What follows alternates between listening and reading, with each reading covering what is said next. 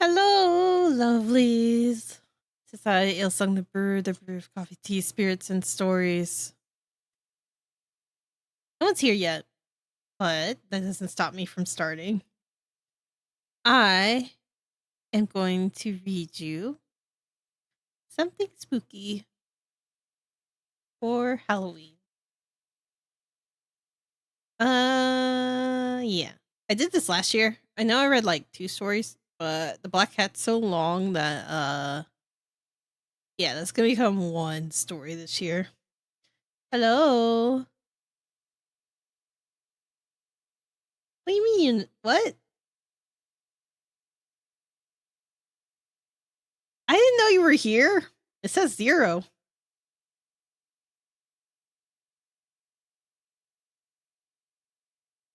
Teehee. Well, welcome in. You're just in time for me to read The Black Cat by Edgar Allan Poe. Oh, you were there? Oh, sorry. Blame Twitch. Blame Twitch.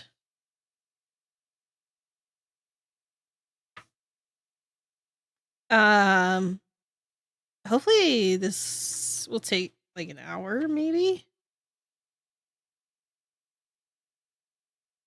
It might be a little longer. I didn't realize how long the story is. But it is one of my favorites from Edgar Allan Poe, so.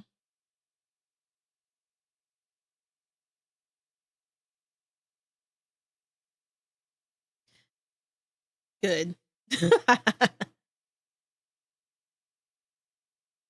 All right, ready to start? Let me stop my throat from tickling.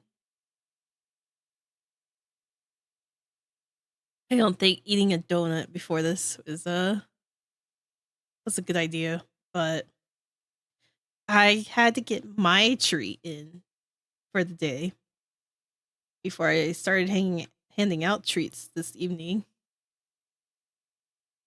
Oh, maybe. Hopefully. I have Pokemon cards to give out, but typically we don't get trick-or-treaters, so or we didn't last year. It's just sad. I don't live in the house though, so that's probably why.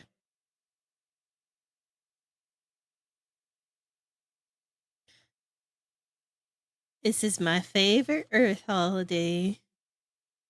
Okay. I'm gonna start reading. I will do more talking during the Alien Isolation stream.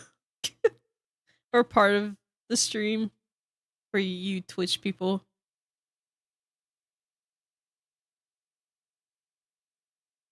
Alright. Ready? We're ready?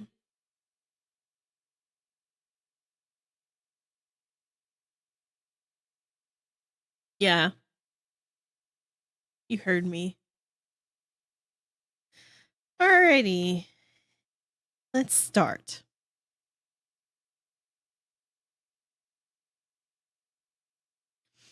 The Black Cat. For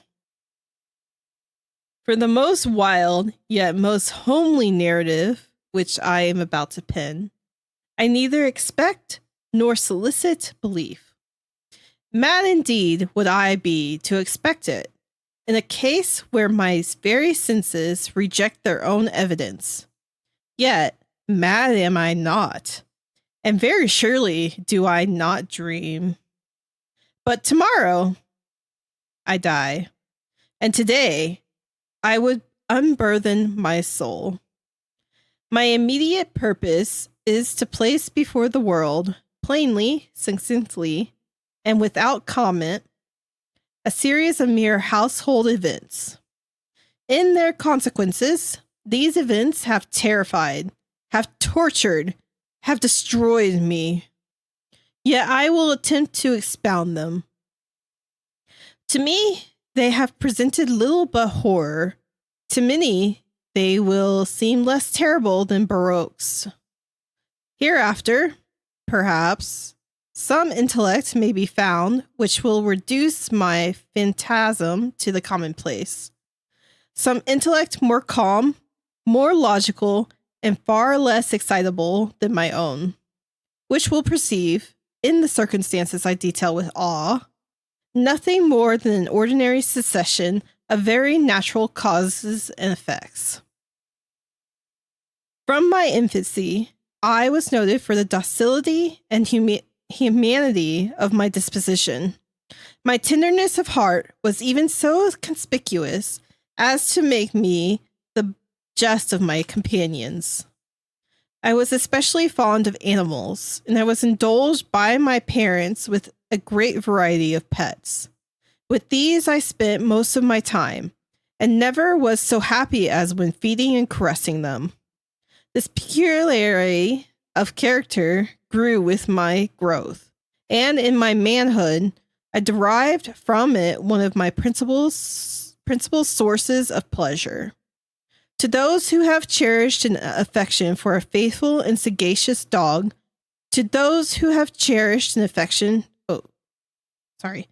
sagacious dog, I need hardly be at the trouble of explaining the nature or the intensity of the gratification thus derivable. There is something in the unselfish and self-sacrificing love of a brute which goes directly to the heart of him who has had frequent occasion to test the paltry friendship and gossamer fidelity of mere man.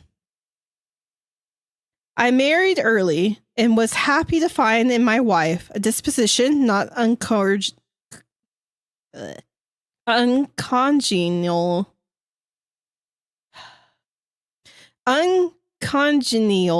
with my own. Observing my partiality for domestic pets, she lost no opportunity of procuring those of the most agreeable kind.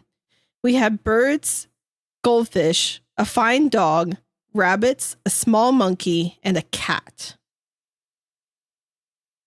This latter was a remarkably large and beautiful animal, entirely black and sagacious to an astonishing degree. And speaking of his intelligence, my wife, who at heart was not a little tinctured with superstition, made frequent allusion to the ancient popular notion, which regarded all black cats as witches in disguise. Not that she was ever serious upon the point. And I mention the matter at all for no better reason than it happens, just now, to be remembered. Pluto, this was the cat's name, was my favorite pet and playmate. I alone fed him, and he attended me wherever I went about the house. It was even with difficulty that I could prevent him from following me through the streets. Our friendship lasted in this manner for several years, during which my general temperament and character, through the instrumentality of the fiend impertinence, had, I blush to confess it, experienced a radical alteration for the worse. I grew, day by day, more moody, more irritable, more regardless of the feelings of others. I suffered myself to use intemperate language to my wife. At length, I even offered her personal violence. My pets, of course, were made to feel the change in my disposition. I can't talk. Dang it. That's what I get for working before streaming. Okay. I not only neglected, but I ill-used them. For Pluto, however, I still retained sufficient regard to restrain me from maltreating him, as I made no scruple of maltreating the rabbits, the monkey, or even the dog, when by accident or through affection they came in my way. But my disease grew upon me, for what disease is like alcohol? And at length, even Pluto, who was now becoming old and consequently somewhat peevish, even Pluto began to experience the effects of my ill temper. One night, returning home, much intoxicated, from one of my haunts about town, I fancied that the cat avoided my presence. I seized him, when in his fright at my violence, he inflicted a slight wound upon my hand with his teeth. The fury of the demon instantly possessed me. I knew myself no longer. My original soul seemed at once to take its flight from my body, and I more than fiendish malevolence, gin nurtured, thrilled every fiber of my frame. I took from my waistcoat pocket a penknife, opened it, grasped the poor beast by the throat, and deliberately cut one of its eyes from the socket. I blush, I burn, I shudder, while I pen the damnable atrocity.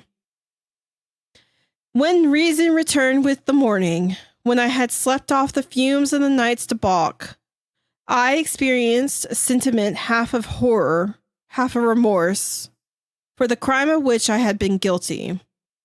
But it was at best a feeble and equivocal feeling. The soul remained untouched.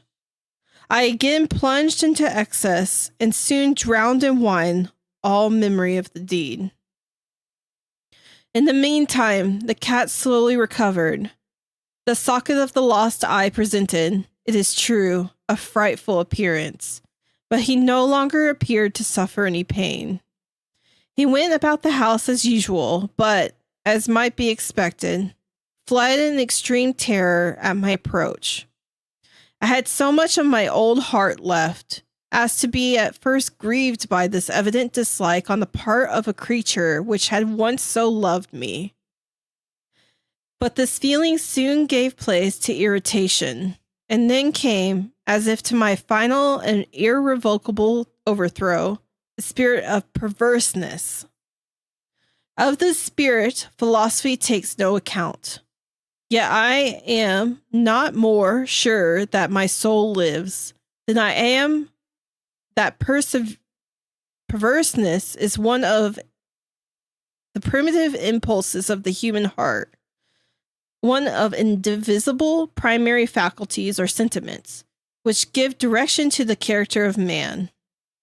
Who has not 100 times found himself committing a vile or a silly action, for no other reason than because he knows he should not? Have we not a perpetual inclination, in the teeth of our best judgment, to violate that which is law, merely because we understand it to be such? The spirit of perverseness, I say, came to my final overthrow. It was this unfathomable longing of the soul to vex itself, to offer violence to its own nature, to do wrong of the wrong's sake only, that urged me to continue and finally to consummate the injury I had inflicted upon the offending brute. One morning, in cool blood, I slipped a noose about its neck and hung it to the limb of a tree, hung it with the tears streaming from my eyes, and with the bitterness, remorse at my heart, bitterest remorse at my heart, hung it because I knew that it had loved me, and because I felt it had given me no reason of offense. Hung it because I knew that in so doing, I was committing a sin, a deadly sin that would so jeopardize my immortal soul as to place it, if such a thing were possible, even beyond the reach of the infinite mercy of the most merciful and most terrible God. On the night of the day on which this cruel deed was done, I was aroused from sleep by a cry of fire. The curtains of my bed were in flames. The whole house was blazing. It was with great difficulty that my wife, a servant, and myself made our escape from the conflagration. The destruction was complete. My entire worldly wealth was swallowed up, and I resigned myself thenceforward to despair. I am above the weakness of seeking to establish a sequence of cause and effect between the disaster and the atrocity. but I am detailing a chain of facts and wish not to leave even a possible link imperfect. Excuse me. On the day succeeding the fire, I visit the ruins. The walls, with one exception, had fallen in. This exception was found in a compartment wall, not very thick, which stood about the middle of the house, and against which had rested the head of my bed. The plastering had here, in great measure, resisted the action of the fire, a fact which I attributed to its having been recently spread. About this wall, a dense crowd were collected, and many persons seemed to be examining a particular portion of it with very minute and eager attention. The words strange, singular, and other similar expressions excited my curiosity. I approached and saw, as if graven in bas relief upon the white surface, the figure of a gigantic cat. The impression was given with an accuracy truly marvelous. There was a rope about the animal's neck. When I first beheld this apparition, for I could scarcely regard it as less, my wonder and my terror were extreme. But at length reflection came to my aid. The cat, I remembered, had been hung in a garden adjacent to the house. Upon the alarm of fire, this garden had been immediately filled by the crowd. By someone of whom the animal must have been cut from the tree and thrown, through an open window, into my chamber. This had probably been done with the view of arousing me from sleep. The falling of the other walls had compressed the victim of my cruelty into the substance of the freshly spread plaster, the lime of which, with the flames and the ammonia from the carcass, had then accomplished the portraiture as I saw it. Although I was thus readily accounted to my reason, if not altogether to my conscience, for the startling fact just detailed, it did not the less fail to make a deep impression upon my fancy. For months I could not rid myself of the phantasm of the cat, and during this period there came back into my spirit a half sentiment that seen, but was not remorse. I went so far as to regret the loss of the animal, and to look about me among the vile haunts which I now habitually frequented, for another pet of the same species, and of somewhat similar appearance, with which to supply its place. One night, as I sat half stupefied in a den of more than infamy, my attention was suddenly drawn to some black object, reposing upon the head of one of the immense hogsheads of gin, or of rum, which constituted the chief furniture of the apartment. I had been looking steadily at the top of this hogshead for some minutes. What now caused me surprise was the fact that I had not sooner perceived the object thereupon. I approached it and touched it with my hand. It was a black cat, a very large one, fully as large as Pluto, and closely resembling him in every respect but one. Pluto had not a white hair upon any portion of his body, but this cat had a large, although indefinite splotch of white, covering nearly the whole region of the breast. Upon my touching him, he immediately aroused, purred loudly, rubbed up against my hand, and appeared delighted with my notice. This, then, was the very creature of which I was in search. I at once offered to purchase it of the landlord, but this person made no claim to it, knew nothing of it, and had never seen it before.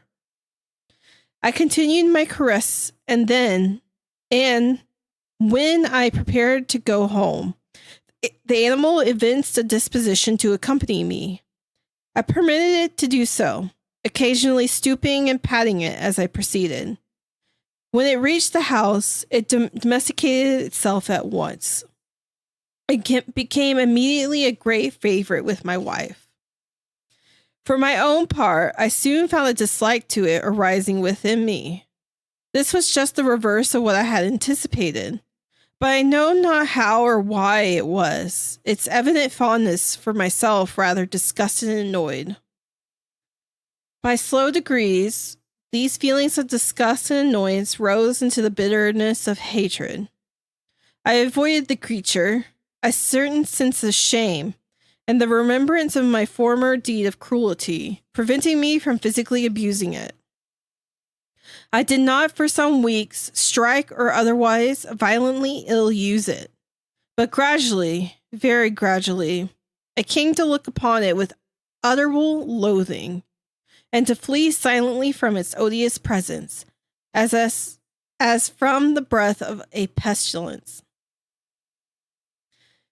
What added no doubt to my hatred of the beast was the discovery, on the morning after I brought it home, that, like Pluto, it also had been deprived of one of its eyes.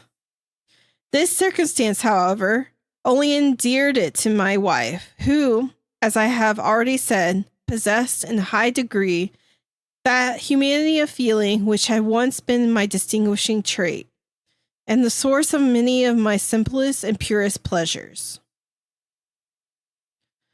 With my aversion to this cat, however, its partiality for myself seemed to increase. It followed my footsteps with pertinacity, which it would be difficult to make the reader comprehend. Whenever I sat, it would crouch beneath my chair or spring upon my knees, covering me with its loathsome caresses. If I arose to walk it, that's weird. Okay. If I arose to walk, it would get between my feet and thus nearly throw me down, or fastening its long and sharp claws in my dress, clamber in this manner to my breast. At such times, although I longed to destroy it with a blow, I was yet withheld from doing so, partly by a memory of my former crime, but chiefly, let me confess it at once, by absolute dread of the beast. This dread was not exactly a dread of physical evil, and yet I should be at a loss how otherwise to define it. I am almost ashamed to own, yes, even in this felon's cell, I am almost ashamed to own, that the terror and horror with which the animal inspired me had been heightened by one of the merest chimeras it would be possible to conceive. My wife had called my attention more than once to the character of the mark of white hair, of which I have spoken, and which constituted the sole visible difference between the strange beast and the one I had destroyed.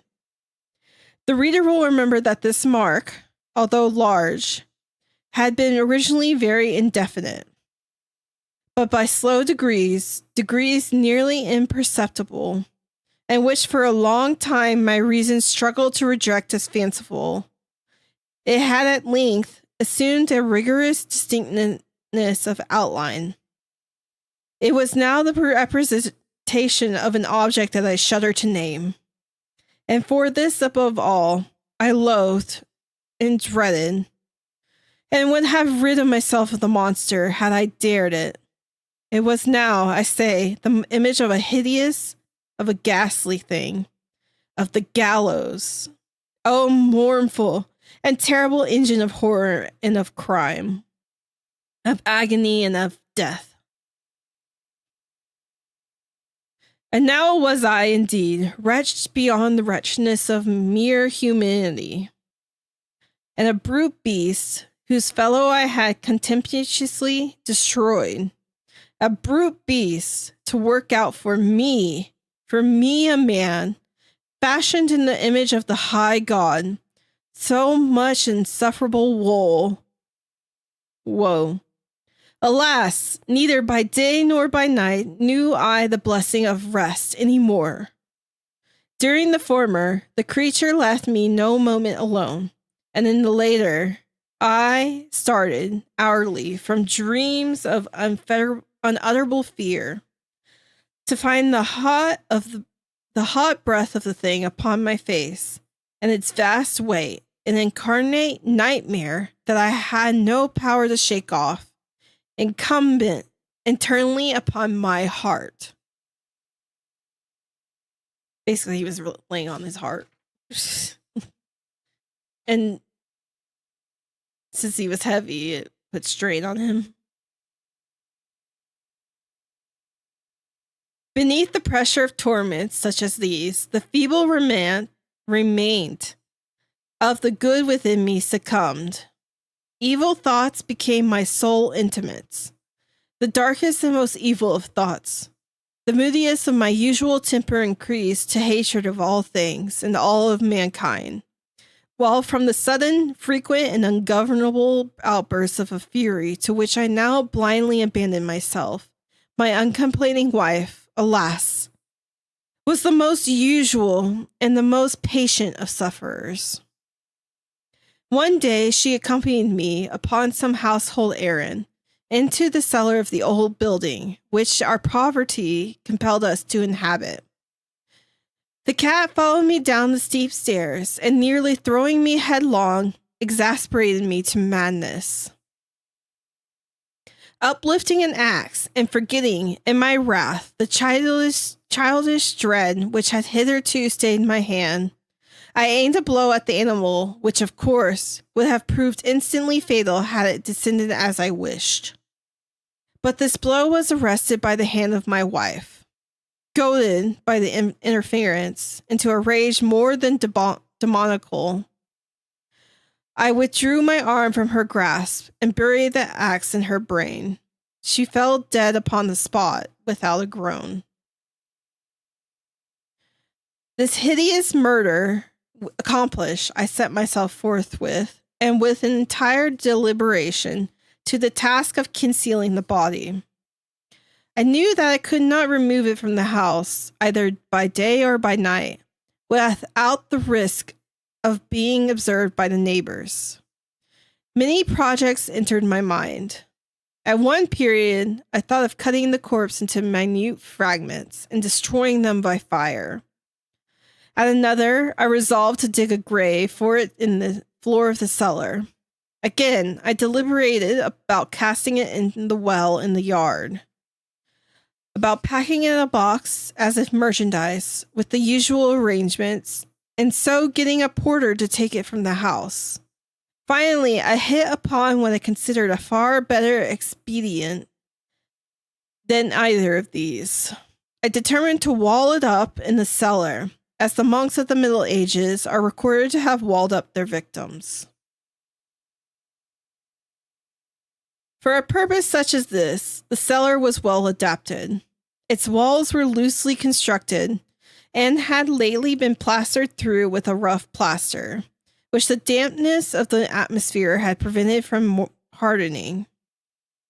Moreover, in one of the walls was a projection caused by a false chimney or fireplace that had been filled up and made to resemble the rest of the cellar. I made no doubt that I could readily displace the bricks at this point, insert the corpse, and wall the whole up as before, so that no eye could detect anything suspicious. God, the smell. And in this calculation, I was not deceived. By means of a crowbar, I easily dislodged the bricks, and having carefully deposited the body against the inner wall, I propped it in that position, while, with little trouble, I relaid the whole structure as it originally stood. Having procured mortar, sand, and hair with every possible precaution, I prepared a plaster which could not be distinguished from the old, and with this I very carefully went over the new brickwork. When I had finished, I felt satisfied that all was right. The wall did not present the slightest appearance of having been disturbed. The rubbish on the floor was picked up with minutest care. I looked around triumphantly and said to myself, "Here at last." Oh, hold on. Here at last, then my labor has not been in vain. My next step was to look for the beast, which had been the cause of so much wretchedness, for I had at length firmly resolved to put it to death. Had I been able to meet with it at the moment, there could have been no doubt of its fate. But it appeared that the crafty animal had been alarmed at the violence of my previous anger, and forbore to present itself in my present mood. It is impossible to describe or to imagine the deep, blissful sense of relief which the absence of the detested creature occasioned in my bosom. It did not make its appearance during the night, and thus for one night at least, since its introduction into the house, I soundly and tranquilly slept. I slept, even with the burden of a murder upon my soul. The second and third day passed, and still my tormentor came not. Once again I breathed as a free man. The monster, in terror, had fled the premises forever.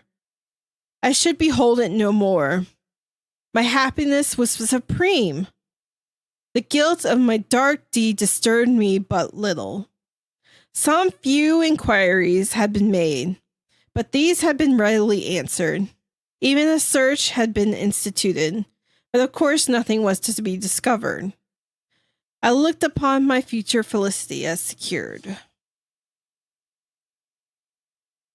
Upon the fourth day of the assassination, a party of the police came, very unexpectedly, into the house, and proceeded again to make rigorous investigation of the premises. Secure, however, in the inscrutability of my place of concealment, I felt no embarrassment whatever. The officers bade me accompany them in their search. They left no nook or corner unexplored. At length, for the third or fourth time, they descended into the cellar. I quivered not a muscle. My heart beat calmly as that of one who slumbers in innocence. I walked the cellar from end to end. I folded my arms upon my bosom and roamed easily to and fro. I said bosom, it's bosom, whatever. The police were thoroughly satisfied and prepared to depart. The glee at my heart was too strong to be restrained. I burned to say if but one word by way of triumph, and to render doubly sure their reassurance was my guiltlessness. Gentlemen, I said at last, as the party ascended the steps, I delight to have allayed your suspicions. I wish you all of health. And a little more courtesy. By the by, gentlemen, this is a very well-constructed house. In the rabid desire to say something easily, I scarcely knew what I uttered at all. I may say an excellently well-constructed house. These walls, are you going, gentlemen? These walls are solidly put together. And here, through the mere frenzy of my bravado, I rapped heavily with a cane which I held in my hand upon that very portion of the brickwork behind which stood the corpse of my wife of my bosom. But may God shield and deliver me from the fangs of the archfiend. No sooner had the reverberation of my blow sunk into silence than I was answered by a voice from within the tomb. By a cry, at first muffled and broken like a sobbing of a child, and then quickly swelling into one long, loud, and continuous scream, utterly anomalous and inhuman, a howl, a wailing shriek, half of horror and half of triumph, such as might have arisen only out of hell, and conjointly from the throats of the damned in their agony and of the demons that exult in the damnation. Of my own thoughts it is folly to speak. Swooning, I staggered to the opposite wall. For one instant, the party upon the stairs remained motionless through extremity of terror and of awe. In the next, a dozen stout arms were toiling at the wall. It fell bodily. The corpse, already greatly decayed and clotted with gore, stood erect before the eyes of the spectators. Upon its head, with red extended mouth and solitary eye of fire, sat the hideous beast whose craft has seduced me into murder, and whose informing voice had consigned me to the hangman. I had walled the monster up within the tomb. That's the Black Cat. That was only 40 minutes. I'll do one more.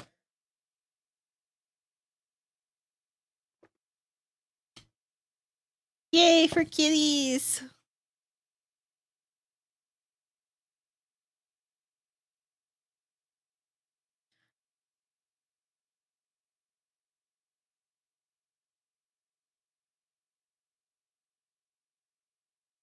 Yeah, I thought it was longer. My bookmark was in the wrong place. Let's see.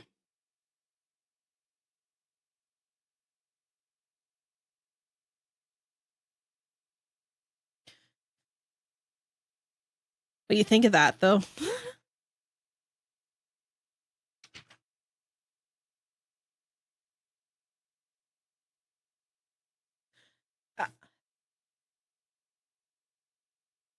The cat basically delivered justice.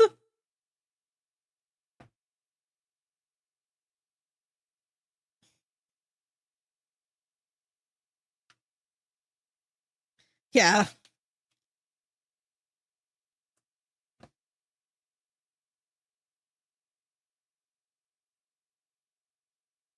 Yeah. He basically like revealed his like drunken depression through these stories.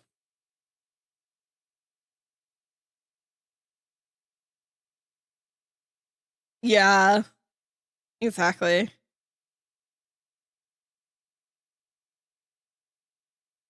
What's everybody say about like, you know, crimes and stuff?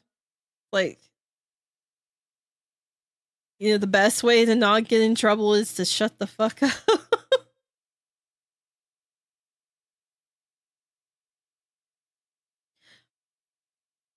Or even just interactions with like law enforcement in general. Just shut the fuck up.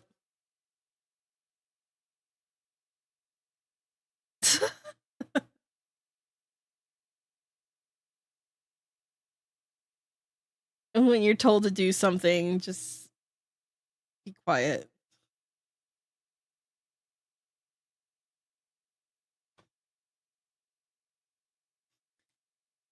I got this cool stuff for tonight. Too bad I can't show it all.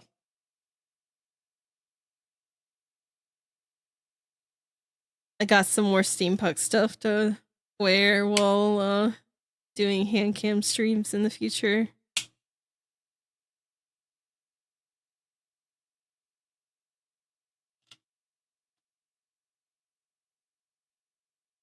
Yeah. I completed my hat.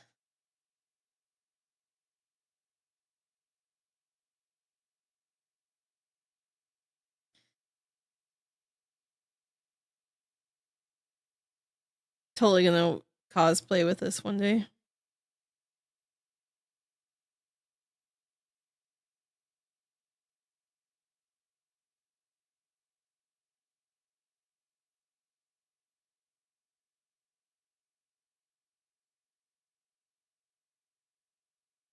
Got like an armor nail too. So cool.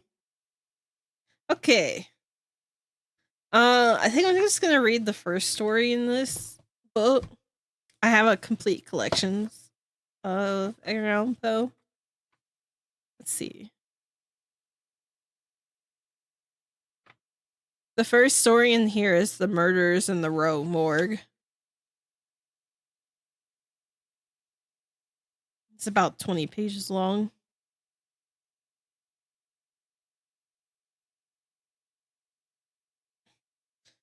I'm gonna add it into the description real quick.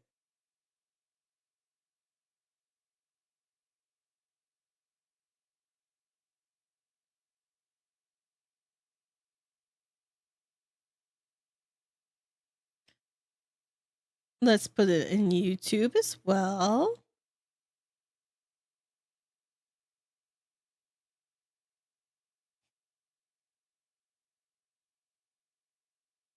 I'm trying not to play Alien Isolation too soon. Although I could start early. It'll be fine.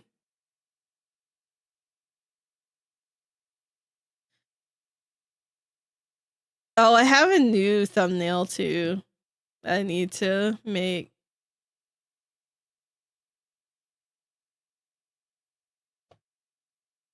Edit video.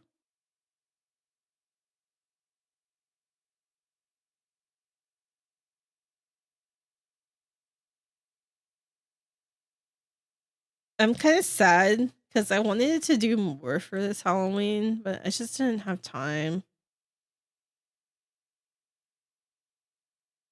Like last year, all I did was read, so I guess this is better. But I don't know. I just wanted to do more. I wanted to have like videos ready and stuff. I guess that'll be next year's project. I'll get started super early. I just wanted to have like, you know, my second channel had videos for it that had illustrations and stuff. I wanted to upload more. I just gotta get to the point where I don't have to do anything but my hobby and work,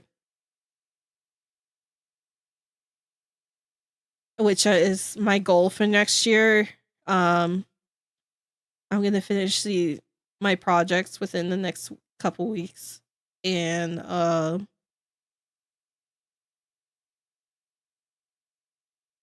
so finish my projects in the next couple weeks, and then dedicate solely to streaming for my hobby and writing my own stuff.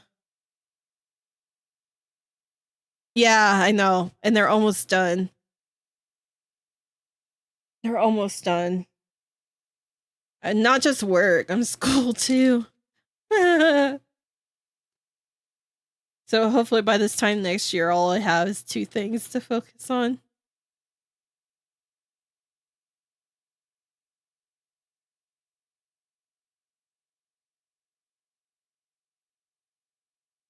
I want to write. I'm ready to write my own stuff.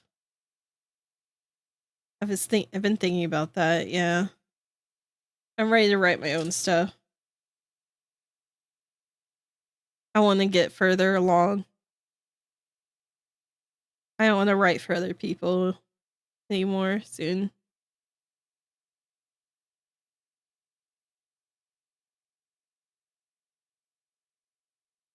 All right. The Murders in the Row Morgue. It starts with a little thing. What song the siren sang, or what name Achilles assumed when he hid himself among women, although puzzling questions are not beyond all conjecture. By Sir Thomas Browne, Urn Burial. That's what I mean, though. I want to write for the Pandamonium, which is my own shit.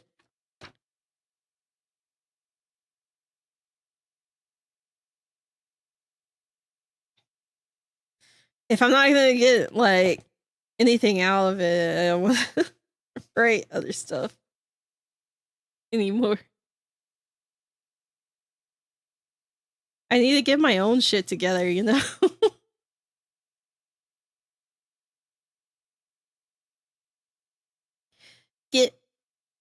Get myself together. Get myself together. Stop being a crazy person. I don't think that'll ever end, though.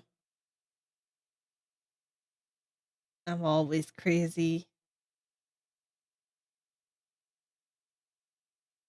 Crazy. Sleepy. I don't know. I'm going crazy. Okay, let's keep going. All right. The mental features discourse of us, the analytical are in themselves, but little susceptible to analysis. We appreciate them only in their effects. We know of them, among other things, that they are always to the professor when inordained. Hailbong? What does that mean? That's a bad word, Vaughn.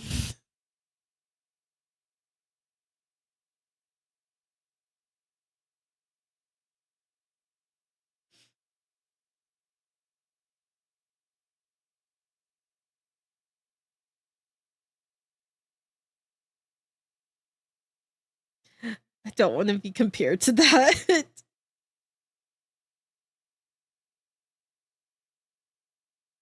That's something that I can't say on Twitch. Yeah, gong's better. Not that word, other word. Hong Kong.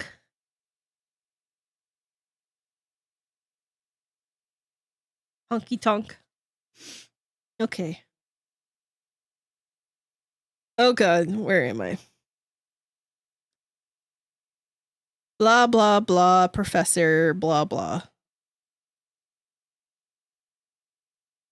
Oh, not professor, possessor. Okay, I'm starting over.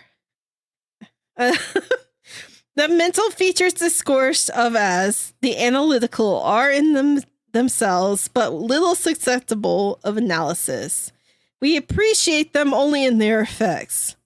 We know of them, among other things, that they are always to their possessor, when inordinately possessed, a source of the liveliest enjoyment.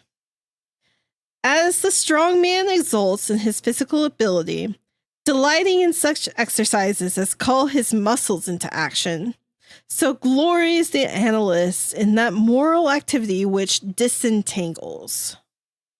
He derives pleasure from with even the most trivial occupations bringing his talents into play. He is fond of enigmas, of conundrums, of hieroglyphics, exhibiting in his solutions of each a degree of acumen which appears to the ordinary apprehension preternatural. His results brought about by the very soul and essence of method have in truth the whole air of intuition. The faculty of resolution is possibly much invigorated by mathematical study, and especially by that highest branch of it which, unjustly, and merely on account of its retrograde operations, has been called, as if par excellence, analysis. Yet to calculate is not in itself to analyze. A chess player, for example, does the one without effort at the other. It follows that in the game of chess, and its effects upon mental character is greatly misunderstood. I am not now writing a treatise, but simply prefacing a somewhat peculiar narrative by observations very much at random. I will therefore take occasion to assert that the higher powers of the reflective intellect are more decidedly and more usefully tasked by the unostentatious game of draughts than by all the elaborate frivolity of chess. think draughts is it droughts? No, it's draughts. Is that a card game? In this ladder, where the pieces have different and bizarre motions with various and variable values, what is only complex is mistaken, a not unusual error for what is profound. The attention is here called powerfully into play. If it flag for an instant, an oversight is committed, resulting in injury or defeat. The possible moves being not only manifold, but involute. The chances of such oversights are multiplied, and in 9 cases out of 10, it is the more concentrative rather than the more acute player who conquers. In draughts, on the contrary, where the moves are unique and have but little variation, the probabilities of inadvertence or diminished, and the mere attention being left comparatively employed, what advantages are obtained by either party are obtained by superior acumen. To be less abstract, let us suppose a game of draughts where the pieces are reduced to 4 kings and where, of course, no oversight is to be accepted. Oh, so it's like a different way to play chess. Huh, and should look that up later. It is obvious that here the victory can be decided, the players being at all equal, only by a research movement. Movement. It's fucking French. The result of some strong exertion of the intellect. Deprived of ordinary resources, the analyst throws himself into the spirit of his of his opponent, identifies himself therewith, and not unfrequently sees thus, at a glance, the sole method, sometimes indeed absurdly simple ones, by which he may seduce into error or hurry into miscalculation. Oh my fucking god, my head hurts. My jaw's working so hard. Yeah.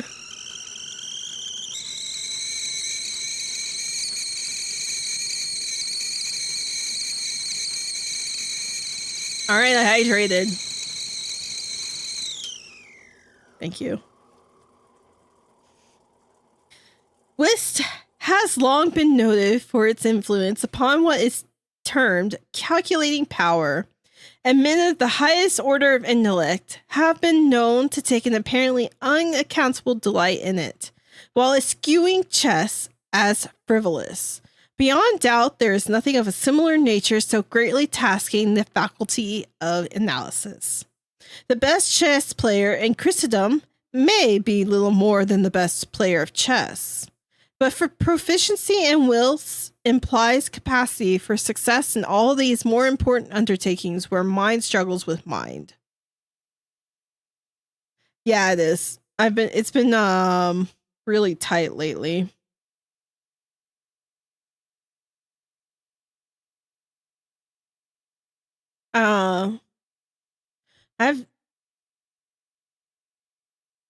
My TMJ is acting up a lot lately.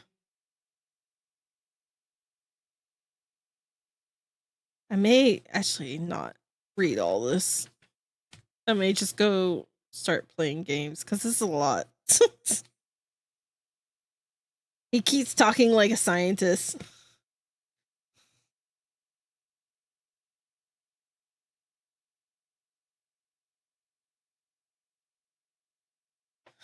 I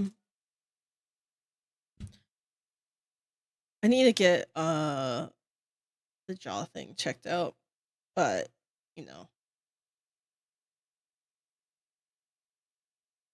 American health insurance.